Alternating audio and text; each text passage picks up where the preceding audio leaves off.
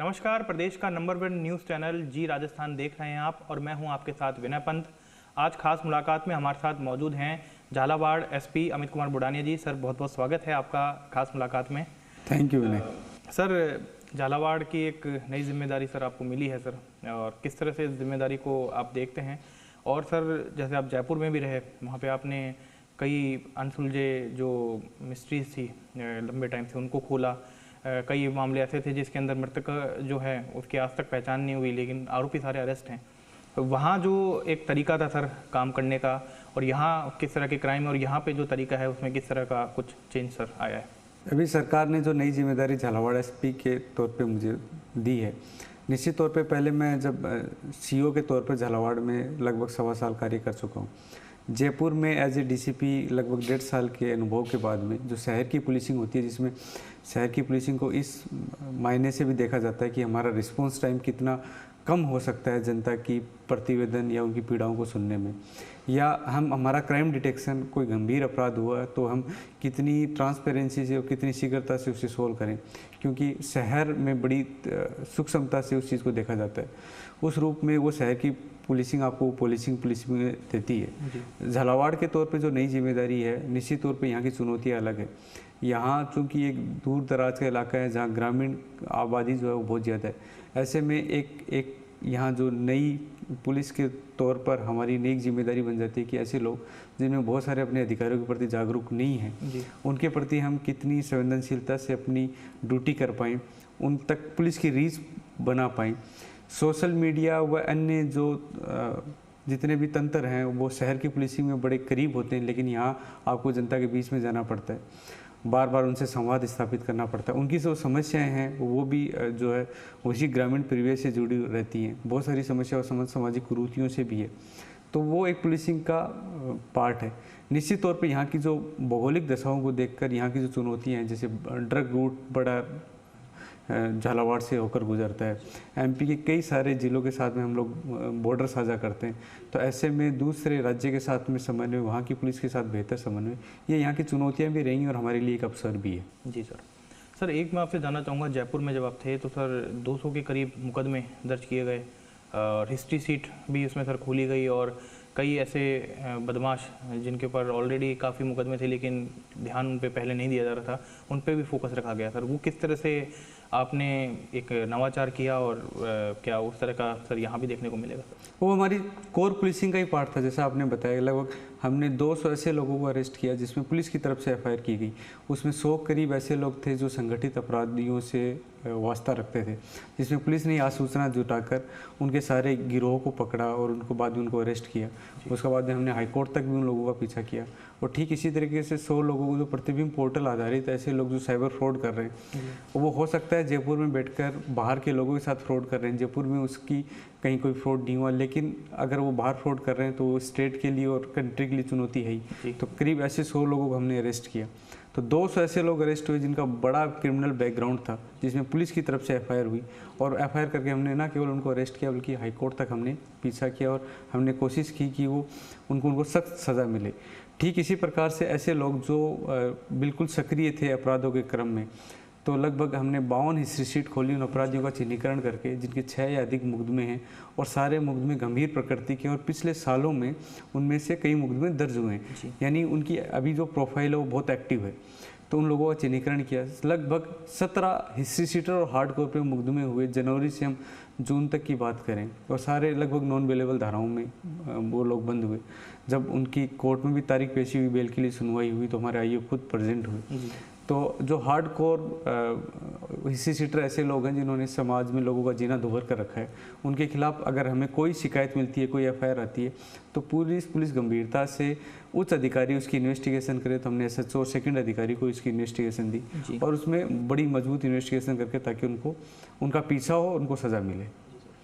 Sir, एक ऐसा ही हमने केस देखा था चोमू का, जहाँ पर एक सिंडिकेट संचालित हो रहा था, अवैध वसूली कर रहे थे बस वालों से, और उसमें बड़ा दिलचस्प चीज़ ये रही कि पुलिस की ओर से स्टिंग ऑपरेशन किया गया, वीडियोग्राफी की गई और उसके बाद पूरा जो गिरोह था उस पर एक साथ प्रहार किया गया। सर, वो किस तरह की एक कार्रवाई थी? और आप नवाचारों के लिए सर जाने जाते हैं, स्टिंग का भी इस्तेमाल किया गया, कैसे सर? ये चूँकि लगभग 20 साल से ऐसा इन्वेस्टिगेशन के दौरान तथ्य आया कि 20 साल से ये गिरोह काम कर रहा था। जब कोई गिरोह इतना अधिक, और वो एकदम खुले में लोगों से एक्सटॉर्शन कर रहे थे, जो बस वाले थे उनको 50 से 100 रुपये के बीच में हफ्ता उनको देना पड़ता था। अगर नहीं दिए तो बसों के शीशे तोड़ दिए जाएंगे, अगर बस वाला शिकायत करे तो उसका चलना दूभर हो जाएगा। तो हम ये कहें कि इंस्टीट्यूशनलाइज हो गया था ये हफ्ता देना और उनके द्वारा लेना। तो ना जिसकी शिकायतें हो रही हैं, जो बस वाले हैं वो उनको दे भी रहे हैं, अगर उन्होंने नहीं दिया तो सवारियों के बैठी हुई बसों में पथराव करने, इस तरह की घटनाएं बार बार हो रही थी। तो अगर कोई इतनी हिम्मत कर ले कि वो सड़क के बीच में हफ्ता वसूली कर रहा है और आम जनता जो है वो इतनी उनसे भयभीत है कि वो मुकदमा देने के लिए तैयार नहीं है, तो ये राज्य की जिम्मेदारी है, पुलिस की जिम्मेदारी है कि हम लोग उनको कानून की परिधि में लेके आएँ। तो हमारे एक सब इंस्पेक्टर को हमने स्पाई कैमरा के साथ में एक टीम के साथ में वहाँ नियुक्त किया और उनकी बारी बारी से हमने भी पारियां लगाई वहाँ पर, जैसे वो लोग पारी लगा के हफ्ता वसूली करते थे कि किस तरीके से हफ्ता वसूली कर रहे हैं और किस तरीके से उन्होंने आतंक मचाया हुआ है। फिर जब पूरी रिकॉर्डिंग हो गई तो उसको उन सब चीज़ों की ट्रांसक्रिप्ट बनाई गई, उनको फाइल पे लिया गया और फिर उन सब इंस्पेक्टर की तरफ से जो सुरेंद्र शेखावत थे उनकी तरफ से झोटवाड़ा थाने में एफआईआर दर्ज हुई और उसके बाद भी इन्वेस्टिगेशन के दौरान हमने ना केवल उनको अरेस्ट किया बल्कि उनकी प्रॉपर्टियों का भी चिन्हीकरण किया, ऐसी प्रॉपर्टियों का जिसमें उन्होंने उसी अपराध से वो कमाई हुई थी और उनकी जब्ती की कार्रवाई भी की। सर, इसी तरह का एक बड़ा संगीन केस आया था सदर थाने में, जहाँ पे पिता ही अपनी 2 नाबालिग बेटियों के साथ दुष्कर्म कर रहा था और जो माँ है वो एफआईआर दर्ज कराने को तैयार नहीं थी। उसमें भी सर किस तरह से उनको तैयार किया गया, उनकी काउंसलिंग की गई, उसमें भी स्पाई कैम का इस्तेमाल किया गया बयान दर्ज करने के लिए। सर वो किस तरह का केस था? एक एनजीओ ने आके हमें सूचना दी कि कोई मदर थी जो अपने बच्चों को हॉस्पिटल लेकर गई और वहाँ उसको पता चला कि उसकी बच्चियों के साथ सेक्सुअल असोल्ट हुआ। पहले भी इस तरह की उसको कई बार शक शुबा हुआ अपने पति के ऊपर कि वो बच्चों के साथ शायद कोई गलत हरकत कर रहा है। उसके बाद में वो एनजीओ ने हमें सूचना दी, उनकी जब मदर की काउंसलिंग हुई तो उसने घटना तो बताई लेकिन अनिच्छा जाहिर की कि वो एफआईआर दर्ज कराना नहीं चाहती है बल्कि उसके पति की काउंसलिंग करती जाए। इस तरह का अगर कोई गंभीर मामला पुलिस के संज्ञान में आता है तो हम लोगों की जिम्मेदारी बनती है कि उसको हम क्राइम की परिधि में लेकर आएँ। तो जब हमें लगा कि किसी तरीके से जो पीड़ित माँ है वो एफआईआर नहीं देना चाहती, उसके कई कारण हैं, सामाजिक पहलू भी हैं, कहीं ना कहीं उसको डर लगता था कि वो उस समाज में जिएगी कैसे, वो उसके बाद सर्वाइव कैसे करेगी, क्योंकि घर में जो कमाने वाला वही जेल चला जाएगा, उस समाज में उसका रहना दूभर हो जाएगा। तो इन चीज़ों को ध्यान में रखते हुए और वो चूँकि आर्थिक रूप से स्वावलंबी नहीं है जी, तो वो स्किल कैसे डेवलप करेगी कि अपना पेट भरे। तो कई सारी चुनौतियाँ उन महिलाओं के सामने हैं जिनको हमने आर्थिक रूप से इंडिपेंडेंट नहीं बनाया जी। और समाज का जो जिनके साथ अपराध हो गया उन्हीं को अपराधी के तौर पे देखने का एक टैबू जो हो गया है कि उनको हम छोटी निगाहों से देखते हैं और उनका उसी समाज में जीना दूभर हो जाता है। ऐसे में हर माँ को डर लगता है कि वो क्या अपनी बच्चियों को ये एफआईआर रजिस्ट्रेशन होने के बाद में उस चीज़ से बचा पाएगी, तो वो हिचक थी। उसके बाद में चित्रकूट एसएचओ जो हमारी अधिकारी थी, उन्होंने स्पाई कैमरा में आदेशानुसार उसकी रिकॉर्डिंग की, जो कुछ उसकी माँ ने बताया उसको ट्रांसक्रिप्ट में लेके उसके बाद एफआईआर दर्ज कराई गई और उसके बाद में बच्चियों का मेडिकल हुआ तो इस चीज़ की पुष्टि भी हुई और उसके बाद में अरेस्ट हुआ। तो कहीं ना कहीं हमारी जिम्मेदारी बनती थी, अगर छोटी मासूम बच्चियों के साथ इस तरह का अपराध हुआ है तो पुलिस एक कदम आगे बढ़ाए और उसको कानून की परिधि में लेकर आए। जी सर। सर इसी तरह से जो अपराध का शिकार लोग होते हैं और फिर उसके बाद वापस से समाज के साथ उनको जोड़ने के लिए, उनको आत्मनिर्भर बनाने के लिए आपने उनका रिहेबिलिटेशन का भी प्रोग्राम चालू किया और काफ़ी सराहना भी सर उसकी हुई। वो किस तरह से आपके एक मन में आया कि ये चीज़ होनी चाहिए कि समाज में और मुख्य धारा में ऐसे पीड़ित जो लोग हैं उनको जोड़ना चाहिए?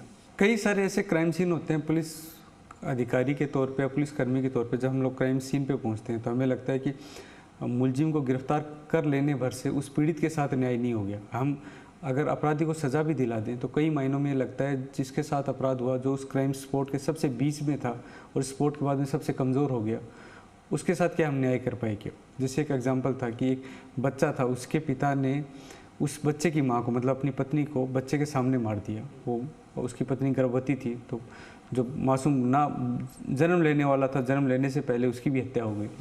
उस बच्चे को मारने की कोशिश की तो बच्चा वहाँ से भाग गया, घर में विधवा बुआ आई हुई थी, उसने बचाने की कोशिश की तो उसको भी मार दिया, फिर खुद सुसाइड कर लिया। एक बच्चा जो आधे घंटे पहले पूरे परिवार के साथ में मिठाई खा रहा था, घेवर खा रहा था, उसने अपना परिवार चंद आधे घंटे 1 घंटे में खो दिया पूरे परिवार को। उस केस में एफआईआर रजिस्ट्रेशन के साथ थी वो फाइल बंद हो गई। पुलिस की भाषा में बोलते हैं कि अदम फोत मुलजिम, जो मुलजिम था वही अदम फोत हो गया। तो अब चालान का क्या औचित्य रहेगा, ट्रायल का क्या औचित्य रहेगा? तो क्या ऐसी फाइलों में वो बच्चा जिसके परिवार में सब थे लेकिन अब सब चले गए, उसके साथ क्या न्याय हो पाएगा? क्या वो जिस दशा में था उससे मुख्य धारा में लौट पाएगा क्या? ऐसा ही एक क्राइम सीन था जहाँ एक 11 साल की बच्ची थी, खुद की बुआ ने उसको बेच दिया। 13 साल की हुई तब तक 2 बच्चे हो गए। जिस शादी के नाम पे बच्ची को बेचा गया, जिस घर में बेचा गया, उसमें जो उसका तथाकथित पति था, उसके फादर यानी बच्ची के तथाकथित ससुर से भी उसने कहा कि ये भी मेरा रेप करते थे, और डीएनए में इस चीज़ की पुष्टि हुई, उसके जो बच्चे हुए वो ससुर के निकले तथाकथित के। फिर उसके पिता ने बच्ची को बालिग दिखाने की कोशिश की और यूपी से कहीं फर्जी कागजात बनाए। ऐसे में पूरे परिवार ने मिलकर उस बच्ची के साथ अपराध किया। तो वो बच्ची कैसे उस पीड़ा से उभरे? क्या वो मुख्य धारा में आ पाएगी क्या? और वो बच्ची 13 साल की बच्ची 2 बच्चों के साथ है, 2 बच्चों की माँ है, तो वो तीनों ही बच्चे हैं बेसिकली।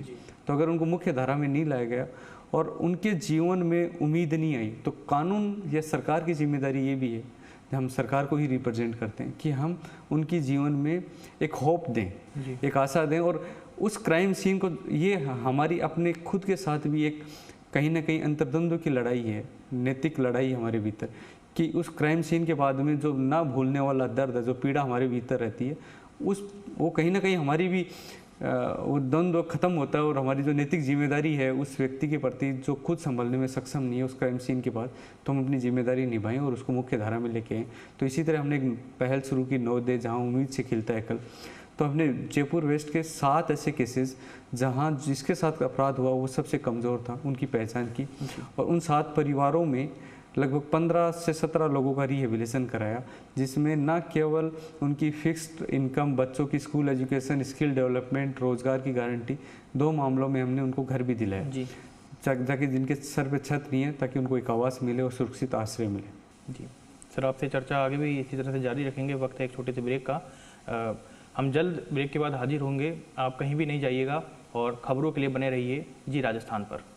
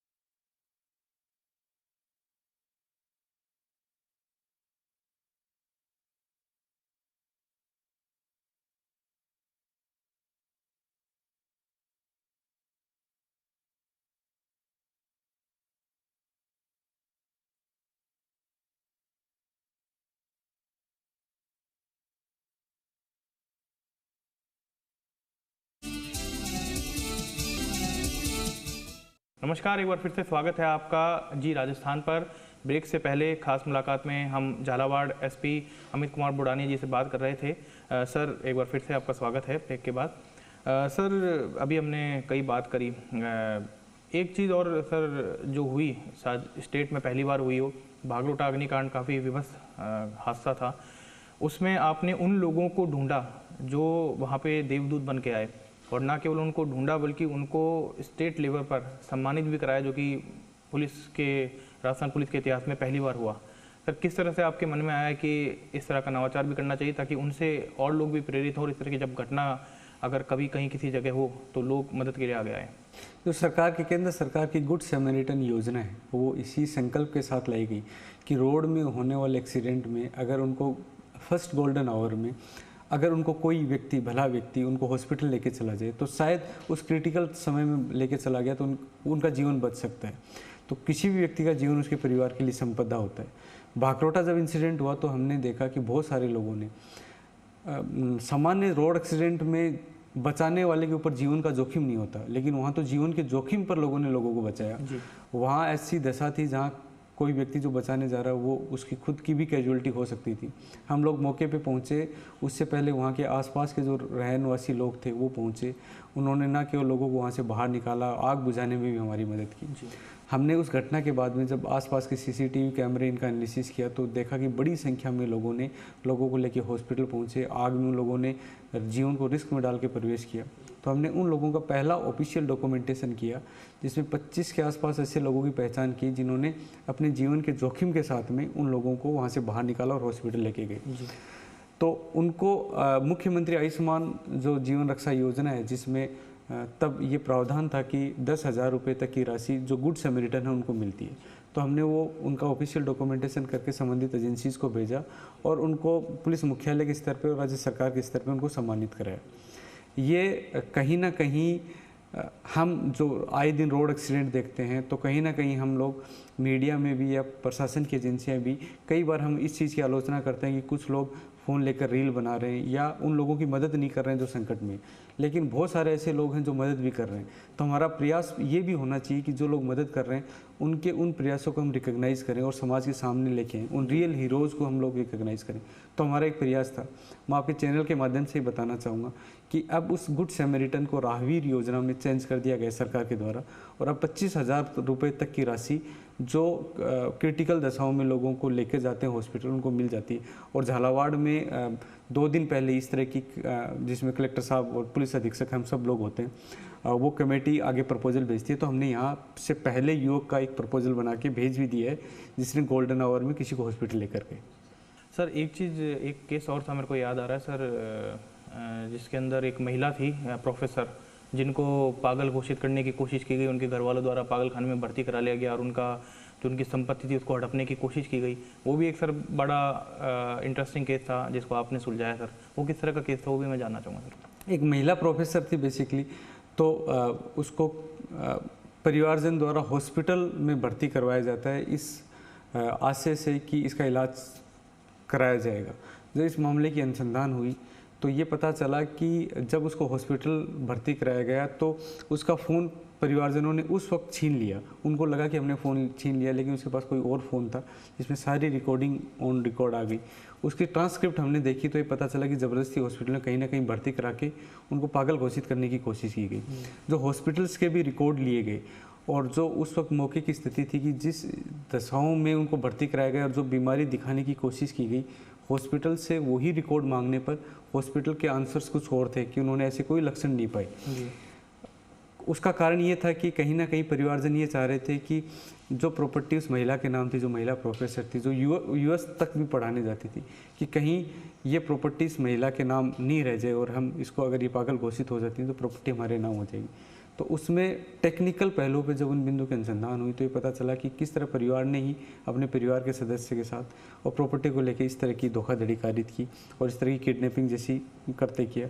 तो उसमें जो एडिशनल एसपी थी उन्होंने एक अच्छा अनुसंधान किया और उसमें अपराध प्रमाणित माना। सर एक जैसे कि झालावाड़ है सर, काफ़ी बड़ा ज़िला है और दूसरे राज्य के भी कई थानों से इसकी सीमाएं लगी हुई है।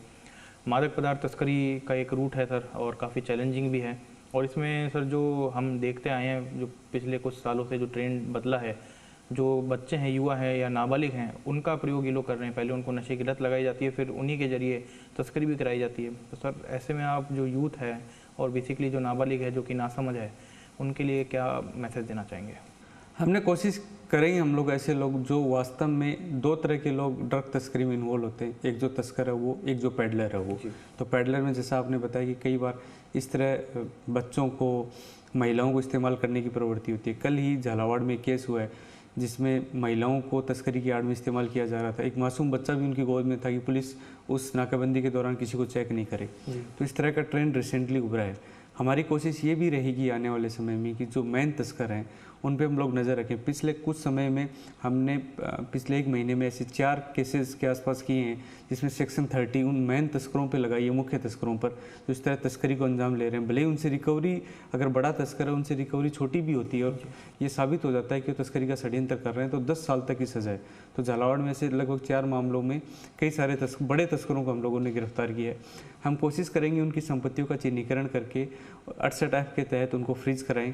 साथ ही उनके जितने भी सहयोगी हैं उनके खिलाफ 27 ए में जो उनको शरण देने वाले, अगर कोई वांछित है, किसी मामले में भगोड़ा चल रहा है, एनडीपीएस के मामलों में उनको शरण दे रहा है, तो उनके खिलाफ भी वो धारा लगाकर उनको अरेस्ट करें। जी सर। सर यूथ जो है सर, वो कहते हैं कि सफलता कोई शॉर्टकट नहीं होता, लेकिन आजकल का जो यूथ है वो जल्द सफल होने के लिए या जल्द पैसा कमाने के लिए अपराध की राह पे चल पड़ते हैं। और ना केवल अपराध की राह पे चल पड़ते हैं, कई जो गैंग्स हैं उनके प्रभाव में आके कहीं ना कहीं उनको तौर तरीका अपनाते हुए खुद हथियारों का तो प्रयोग करते हैं या सोशल मीडिया पे उसके साथ फ़ोटो डाल के एक तरह से डर कायम करने की कोशिश करते हैं। उन यूथ को आप क्या कहना चाहेंगे सर? मेरा मानना है कि देश का युवा जो है वो देश की पूंजी है। अगर हम आज भारत के पास सबसे जो बड़ी पूंजी है, डेमोग्राफिक डिविडेंड जो है, उसमें पूरे विश्व में सबसे बेहतर स्थिति में है। तो अगर हमारे युवा कहीं रास्ते से भटकते हैं तो यही पूंजी आपदा में भी बदल सकती है। तो कहीं ना कहीं जो युवा ऐसे भ्रामक लोग, जो अपराधी लोग हैं, उनसे प्रभावित हो रहे हैं। तो सारे युवाओं को भी ये सलाह है कि इस ईरा में जब हम लोग जी रहे हैं तो जितने भी टेक्निकल पहलू हैं वो सारे ट्रेसेबल हैं और वो कभी ख़त्म नहीं होते। तो अगर किसी ने कोई अपराध किया है जिसके कोई भी डिजिटल फुटप्रिंट है, वो कभी भी ट्रेस किए जा सकते हैं और 5-5, 7 साल बाद मुकदमे दर्ज होकर वो चीज़ें ट्रेस हो सकती हैं, आप जेल जा सकते हैं। तो सारे युवाओं को भी ये सलाह है और सारे पेरेंट्स को भी सलाह है कि वो अपने बच्चों पर ध्यान रखें। जो युवा हमारे देश की पूंजी, वो पूंजी की तरह देश को आगे बढ़ाने में अपना योगदान दें। सर झालावाड़ की जो जनता है सर, उसको आप क्या कोई मैसेज देना चाहें सर अपनी तरफ से? झालावाड़ की जनता को यही मैसेज है कि चूँकि दूर दराज का ग्रामीण इलाका है तो जनता से ज़्यादा हमारी जनता के प्रति जिम्मेदारी बनती है कि हम पूरी संवेदनशीलता से आमजन में विश्वास करने के लिए जो कुछ हमसे किया जा सकेगा हम पूरी तरह कोशिश करेंगे। हम बस इतना करेंगे, हम अपने बच्चों को, जो आज के दिन नशा हर जगह प्रिवलेंट हो गया है, हम बच्चों को बचाएं, नज़र रखें। पुलिस को कई अपराध की सूचना मिलती है तो पुलिस को दें। बाकी जो परिवादियों के साथ अधिक संवेदनशीलता बरतने की बात है, तो हमारी सारी पुलिस कटिबद्ध है झालावाड़ को लोगों को सुरक्षित माहौल देने के लिए, साथ ही ऐसे अपराधियों पर मजबूती से कार्रवाई करने के लिए जिन्होंने यहाँ कभी भी डर का माहौल क्रिएट किया। सर अभी हाल ही में डीजीपी साहब ने जैसे कि वीसी भी ली थी और उससे पहले भी वो कहते आए हैं कि पुलिस की प्रेजेंस जो है वो बढ़े फील्ड के अंदर और जनता से संवाद जो है वो बढ़े। सर उसके क्रम में आप किस तरह से सर कोई स्टेप लेंगे सर? तो श्रीमान डीजीपी सर के निर्देश थे, वो चूँकि पुलिस अधीक्षक से लेकर नीचे सिपाही तक भी हम सब लोगों को विजिबिलिटी बढ़ाने के आदेश हैं। पुलिस की जितनी विजिबिलिटी ज़्यादा रहे जनता में उतना ही विश्वास भी बढ़ता है। तो निश्चित तौर पे पुलिस की भूमिका बनती है। तो हम ज़्यादा से ज़्यादा समय वर्दी में रहें और जब कहीं किसी सरकारी काम से जा भी रहे हैं तो वर्दी में पुलिस की प्रेजेंस बनी रहे, गश्त हमारी मजबूत हो, नाकेबंदी मजबूत हो। तो उसके लिए गश्त और नाकेबंदी और रात्रि जो सुपरविज़न है वो भी मजबूत किया गया है। जो ए श्रेणी की नाकाबंदी श्रीमान डीजीपी सर के आदेश से की जाती है वो बड़ी मजबूती से की जाती है। साथ ही हमने कोशिश ये भी की है कि पुलिस के जो अन्य पहलू हैं, जैसे पुलिस मित्र है, ग्राम रक्षक हैं, सुरक्षा सखी हैं, इनके साथ भी और बेहतर संवाद करना शुरू किया है कि ऐसे कस्बे जहाँ जो कस्बाई जनसंख्या है वहाँ पुलिस मित्र की भी बेहतर प्रेजेंस रहे, तो पुलिस अपने अन्य जो अपनी शाखाएं हैं उनके माध्यम से अपनी बेहतर प्रेजेंस शो करे। सर एक जैसे कई बार देखा जाता है जो दूर दराज के इलाके होते हैं, ग्रामीण इलाके होते हैं, वहाँ के जो पीड़ित होते हैं वो नहीं आ पाते, एसपी तक नहीं पहुँच पाते, या कई बार ऐसा होता है कि उनकी शिकायत वहाँ पे दर्ज नहीं की जाती है, दर्ज होती भी है तो कार्रवाई नहीं होती है। तो उस पर किस तरह से सर आप कोई प्रभावी कदम उठाएंगे सर? जैसे सर्किल स्तर पे मेरी कोशिश ये रहती है कि हर महीने हम लोग खुद जाएं और कम से कम जो सर्किल हेडक्वार्टर है उन थानों में वहाँ की जनता से संवाद करें। जब वहाँ जाएं भी तो वहाँ देखें कोई ऐसे कोई परिवार तो नहीं है जिसमें किसी आमजन के साथ में कोई अपराध घटित हुआ है जिसमें उसके साथ में एफआईआर दर्ज होने की कार्रवाई नहीं हुई।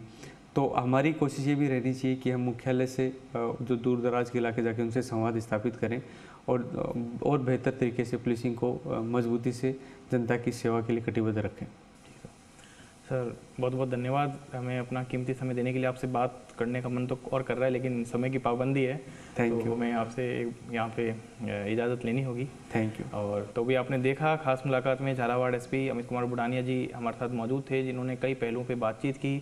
उन्होंने न केवल झालावाड़ के में किस तरह का क्राइम का पैटर्न है उसके बारे में बताया, बल्कि जनता से किस तरह से पुलिस का जुड़ाव है वो बढ़ाया जाएगा और अपराधियों पर किस तरह से नकेल यहाँ पे कसी जा रही है उसको लेकर कई महत्वपूर्ण जानकारियाँ साझा की। फिलहाल मुझे दीजिए इजाज़त और खबरों के लिए बने रहिए प्रदेश के नंबर 1 न्यूज़ चैनल जी राजस्थान पर।